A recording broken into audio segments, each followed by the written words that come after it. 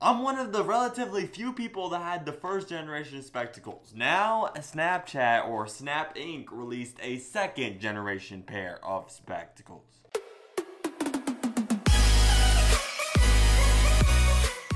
Snapchat really cared about the experience with the first generation Snapchat spectacles. They sent out snapbots because at the beginning of the release they were very exclusive, so they just sent out like these little vending machines, which I actually went to New York City, but I'll explain that in a second. They sent them to all these different locations. They sent one to Miami, they sent one to Oklahoma, Big Sur, and a bunch of other places, some football games. They sent them everywhere. And not only that, they also had 2 pop-up shops, one in New York City, which I actually went to when it was only open for like 4 months, and then the other pop-up shop in Los Angeles or Venice, California. Sadly, the only good thing about the first generation spectacles is the experience of getting them. But with the second generation spectacles, they're just posted online and that's it. No vending machines across the country, no pop-up shops, just a regular online store, that's it. And before I talk about the second generation spectacles, I want to give my gripes for the first generation spectacles. And I did love them for the moment.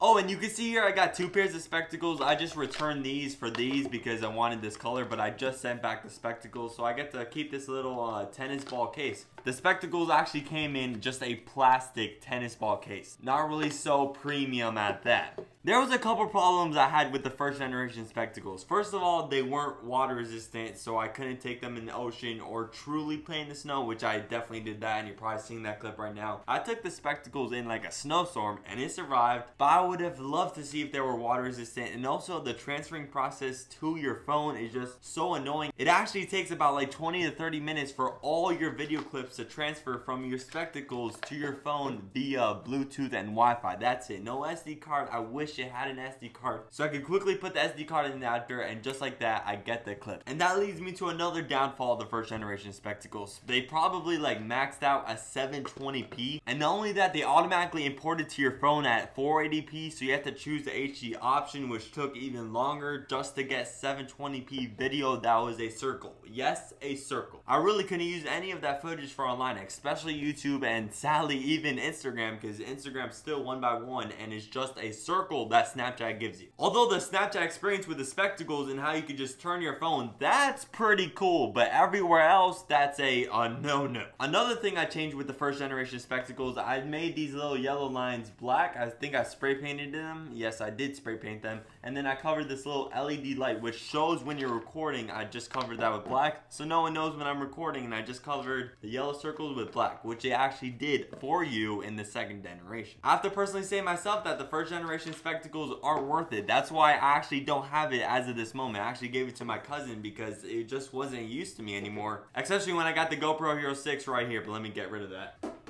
If I had to just summarize the first generation review of the spectacles in just one sentence, I'll say it maxes out at 720p, there's no water resistance, and it doesn't come in a 16:9 video format. It just comes in a circle. What I did love though on the spectacles was how easy it was to just take a video. All you had to do is press this little button right here and it's taking a video, and you could expand that up to 30 seconds and that's it. But sadly that video right there took 20 minutes to upload to your phone, maxed out at 720p. Was it in the water and was in a circle format, not 16:9. Hopefully that explains the first generation complaints right there. But now with the whole brand new Snapchat spectacles version 2, which I would definitely wasn't expecting, they actually made some pretty gigantic steps to make these more mainstream. But sadly, snapping, you have other action cameras out there and just people aren't ready for a wearable sunglass camera. But you still made some good improvements. Snapchat actually made this whole form factor smaller, so now the sunglasses actually are smaller, and so is the case. I didn't mention this, but the Snapchat spectacles don't charge USB-C. No, they charge in this weird little connector, which I mean doesn't charge that fast. But it comes in a cool charging case, which is actually just way too big. But with the specs version 2, they made everything smaller and they actually removed these little yellow circles, which were just too eye-catching.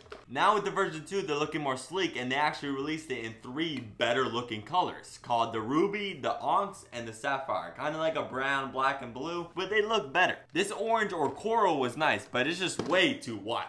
An actual physical upgrade that they added on the Spectacles 2 was add another microphone for better audio. I didn't really have a problem with the audio to begin with, more so the video settings, but better audio never hurts. And they also added water resistance, but only in shallow water. That was my big gripes with the first generation, other than it comes in a circle, not 16:9, maxes out 720p, was that it wasn't water resistant. I definitely took the Spectacles through its paces, going through like a little snowstorm and to the beach, but it just wasn't water resistant fully enough. The last thing they didn't change about the Spectacles version 2 is that it still has Bluetooth 4.0 and not the brand new version of Bluetooth in 5.0, which means it's still going to take a while for it to transfer to your phone, albeit a little faster, but still a slow process overall. Although the Spectacles version 2 is a very, very unique product and I'll sure like to get my hands on it, I just personally wouldn't buy it, especially when you could get the GoPro Hero for only $200.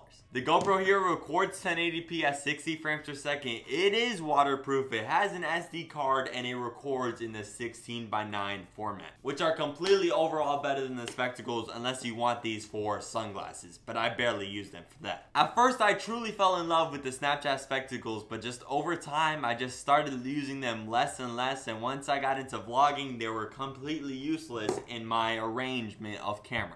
I know the GoPro Hero is $200 and the Snapchat Spectacles version 2 is $150, by the way, but I just think if you want a camera that you could easily record, you could just get a chest harness, which is only like $10, so you just put it here and just press record, and it's still your own personal point of view, not on your face, but still on your body. And if you want to go the face route, you could even get the head strap or just get this little 3D printed thing I have right here. GoPro has all these mounts that you can make the most of, and Spectacles just don't have that. Where the Spectacles fall off the cliff is not all those features, but it's just this fact that it's just made for Snapchat. It's made for the Snapchat experience, made for the Snapchat creator, for that little circular app thing for your stories. It's not made for 16:9 video or for even Instagram. It's just only for Snapchat. And that's why I could never recommend buying the Snapchat version 2 Spectacles. Albeit a very, very unique product, I could not recommend it. I'd love your opinion about the Snapchat Spectacles in the comment section below, and while you're doing that, I'll see you in the next one.